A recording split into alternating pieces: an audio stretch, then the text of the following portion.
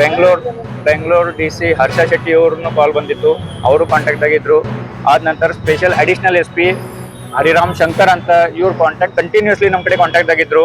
ಅಲ್ಲಿಂದ ಅಲ್ಲಿ ಬರೋ ಮಟ್ಟ ಅವರು ಅಲ್ಲೇ ಕಾಶಿಮಠ ಬಂದೆ ಫ್ಲೈಟ್ಲಿ ಬಂದು ಅಲ್ಲೇ ನಮ್ಮ ಕಡೆ ಸಹಕಾರ ಕಂಟಿನ್ಯೂಸ್ಲಿ ಕಾಲ್ನಲ್ಲಿ ಇದ್ದು ಅಲ್ಲಿಂದ ಹ್ಯಾಂಗ್ ತಗೊಂಡು ಬರೋದು, ಏನು ಮಾಡೋದು, ಬೈ ಆಂಬುಲೆನ್ಸ್ ಕರ್ಕೊಳ್ಬೇಕಾಗಿತ್ತು. ಆಮೇಲೆ ಅಲ್ಲಿಂದ ಯು ಪಿ ಗೌರ್ಮೆಂಟ್ಗೆ ನಮಗೆ ಫ್ಲೈಟ್ ಮಾಡಲಿಕ್ಕೆ ಸಾಧ್ಯ ಆಗಿರಲಿಲ್ಲ, ಯಾಕಂದ್ರೆ ಅಲ್ಲೇ ಏರ್ಪೋರ್ಟ್ ಮತ್ತು ಇದು ಸುವಿಧೆ ಇದ್ದಿರಲಿಲ್ಲ.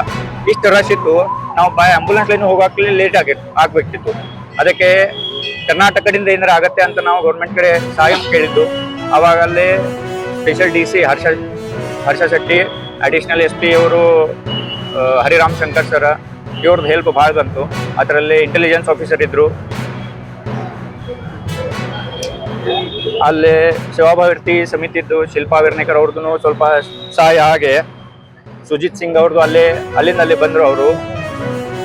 ನಂತರ ಜಗದೀಶ್ ಶೆಟ್ಟರ್ ಸಾಹೇಬ್ರನ್ನು ಕಾಲ್ ಮಾಡಿ ಪ್ರಿಯಾಂಶು ತಿವಾರಿ ಅಂತ ಅವ್ರು ಎಲ್ಲರದು ಸಹಕಾರ್ಯ ಸಿಕ್ಕಿ ನಾವು ಮತ್ತೆ ಸಿ ಎಂ ಆಫೀಸ್ದಿಂದನೂ ಅಲ್ಲಿ ಫ್ಲೈಟ್ ಅರೇಂಜ್ ಮಾಡಿದ್ರು.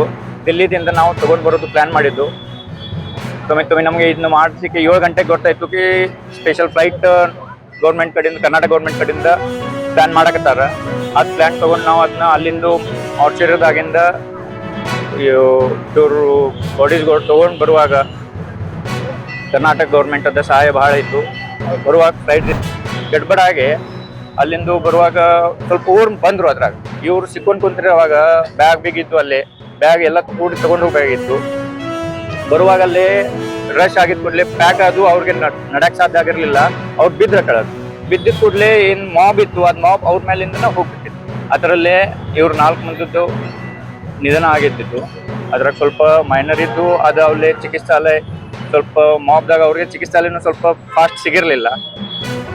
ಅಂದ್ರೂ ಸ್ವಲ್ಪ ಮಾಡಿದ ಕೂಡಲೇ ತೊಗೊಂಡು ಹೋಗಿದ್ರು.